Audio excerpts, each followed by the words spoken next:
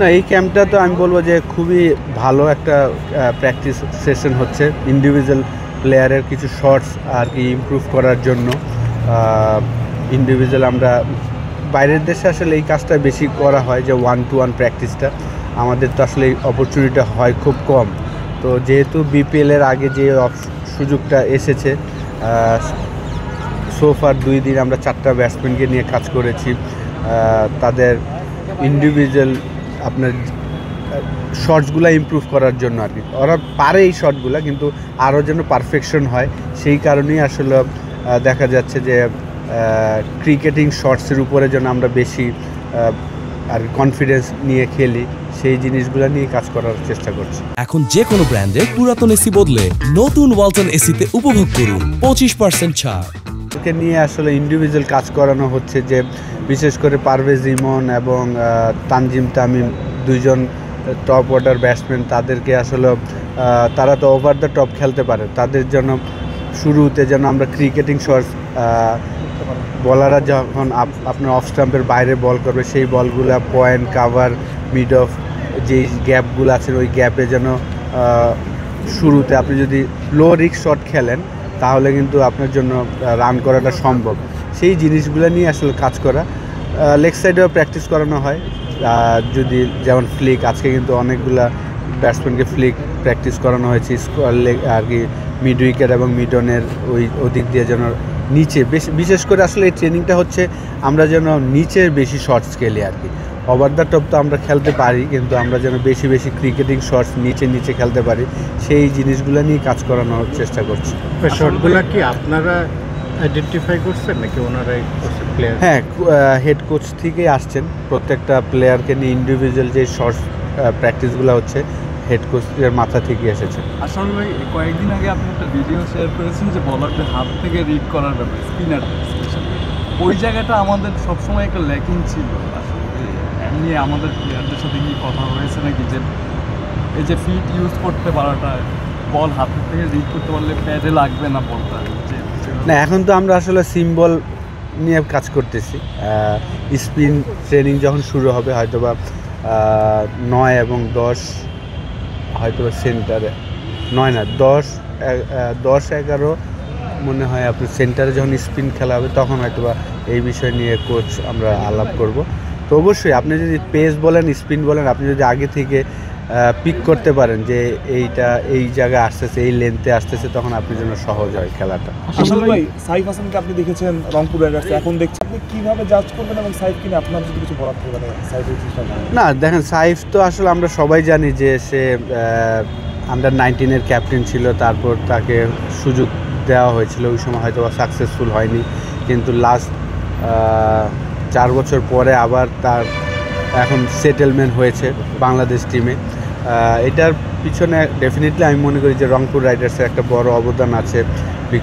Last বিপিএলে বলেন, তারপর লাস্ট জিএসএলে খেলার পরই কিন্তু তার সেটেলমেন্ট হয়েছে, বিশেষ করে টি-20তে ভালো করার পরে তাকে এখন ওয়ানডে ক্রিকেটও সে খেলছেন। তো অনেক ইমপ্রুভ করেছে, প্রচুর হার্ডওয়ার্কার। তো সে কষ্ট করতে পছন্দ করে। তো আশা করি যে এই সামনের বিপিএলটাও ভালো করবেন। ওয়ার্ল্ড কাপের আগে প্রত্যেকটা প্লেয়ারের একটা অপরচুনিটি, যে যার টিমের হয়ে যদি তারা ভালো ফর্মে থাকে, তখন আসলে আমাদের ওয়ার্ল্ড কাপে ভালো রেজাল্ট করার একটা সম্ভাবনা থাকবে। আপনি তাকে অনেক কিছু দেখছেন, সাইফ হাসানকে কোন পজিশনে আপনি দেখছেন? কারণ কি ন্যাশনাল টিমে আসার পরে তো তার পজিশনটা বেশ 2-3 বার চেঞ্জ হয়েছে। মানে কি একটা প্লেয়ারকে যখন আমরা সেটেল করতে যাবো, তখন কি তাকে একটা নির্দিষ্ট পজিশনে সেটেল করাটা বেটার, নাকি আপনার মনে করেন যে ও মানে he can change various position, মানে কোনটা টিমটাকে বেটার মনে হয়? না দেখেন, ডেফিনেটলি একটা প্লেয়ার যদি একটা জায়গায় সেটেলমেন্ট হতে পারে, ভেরি গুড, কিন্তু সাইফ বলেন, পারভেজ ইমন বলেন, তাদের কিন্তু একটা গুণ আছে, যে তানজিম তামিম, তাদের একটা গুণ হলো যে তারা জায়গায় দাঁড়িয়ে 6 মারতে পারে, যে জিনিসটা কিন্তু সব ব্যাটসম্যানের হয় না। এই জিনিসটা যেমন আমার কেরিয়ারে আমার এটা ছিল না, যে আমি জায়গায় দাঁড়ায় 6 মারবো, হয়তো ডাউন উইকেট যেতে হবে। স্পিন বলের কথা বলছি আমি। তো সাইফ বলেন, পারভেজ ইমন, তারা কিন্তু জায়গায় দাঁড়ায় 6 মারতে পারে। তো ট্রাই করা হয়েছিল 2টা ম্যাচে, তাকে 4 নম্বরে খেলানো হয়েছিল, পরে আবার লাস্ট ম্যাচে নিয়ে এসেছেন ওপেনিংয়ে।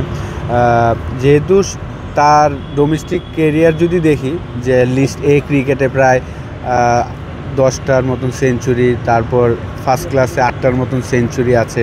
তো সে যখন সেঞ্চুরি করে সেই রানগুলো কিন্তু বড় বড় করে, এবং সে 4-এ 3-এ ওপেনিং করে অভ্যস্ত। সেই কারণে ম্যানেজমেন্ট বলতে পারবে, আসলে হেড কোচ, অ্যাসিস্ট্যান্ট কোচ এবং ক্যাপ্টেন ওনারা হয়তো বলতে পারবেন। কিন্তু আমি ব্যক্তিগতভাবে মনে করি অবশ্যই আপনার একটা জায়গা হলে ভালো। কিন্তু আমাদের এখন এই মুহূর্তে কিন্তু 4টা প্লেয়ারই টপ অর্ডারের। আপনি যদি দেখেন লিটনও ওপেনিং করতে পারে, সে নাম্বার 3 খেলছেন, সাইবও ওপেনিং করতে পারে, তাকে নাম্বার 4-এ খেলিয়েছেন, পারভেজ ইমন ওপেনিং করে, তাকে 4-এ খেলিয়েছেন লাস্ট ম্যাচে। তো 4জন প্লেয়ারই কিন্তু লাস্ট 1 বছরে খুব সাকসেসফুল। এভরি সেকেন্ড বা থার্ড ম্যাচই কিন্তু তারা বড় একটা 50 করছেন, বিশেষ করে T20-তে। তো এটা একটা পজিটিভ দিক যে আপনার সব সিচুয়েশন খেলা যদি জানেন তাহলে আপনার জন্য, টিমের জন্য ভালো। আসলে ভাই, আপনি চট্টগ্রামে দেখছিলাম আসলে জাকের আলীকে নিয়ে আলাদাভাবে কাজ করেছেন, আসলে পিছিয়ে পড়েছে নাকি টেকনিক্যালিও আসলে জাকেরের ওই সমস্যাটা রয়েছে? দেখেন, আমি একটু আনলাকি বলবো, জাকির আলী অনেক যদি টেস্ট ম্যাচে সে খেলতে পারেনি, চমৎকার প্র্যাকটিস করেছেন।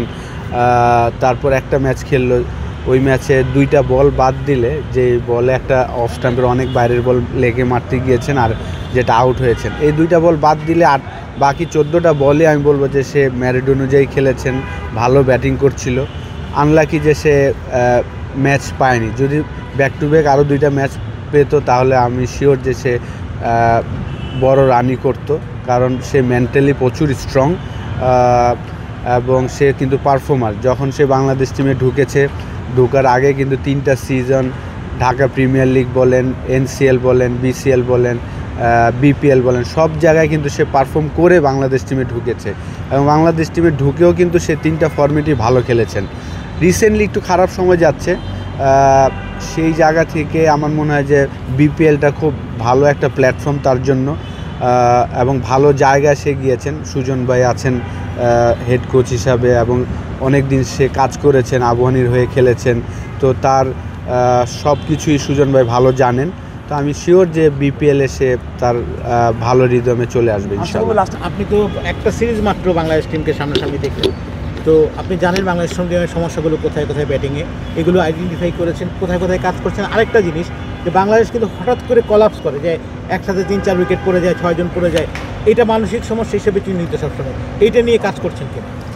আলহামদুলিল্লাহ, একটা ইনিংস বাদ দিয়ে সবগুলো ইনিংসই খুব ভালো খেলছে। তো এখনও আশা করি যে এরকমই কন্টিনিউ করবে, এটাই আশা থাকবে। আপনারা সবাই দোয়া করবেন ওদের জন্য। না, এটা তো আসলে খেলা, এটার বিশ্লেষণ কখন করা হয়? খেলা দেখা। এখনও আমি খেলা দেখি, যখনই অবসর সময় পাই অন্য ম্যাচগুলো, অ্যাশেজের ম্যাচগুলো হাইলাইট দেখি, ইন্ডিয়া সাউথ আফ্রিকার ম্যাচগুলো। তো মিস করি না, এনজয় করি সবগুলো কিছু। এখন যেহেতু কাজ করছি, এটা আরও মজা। রাখতে পারে বিশ্লেষণ আল্লাহ জানে।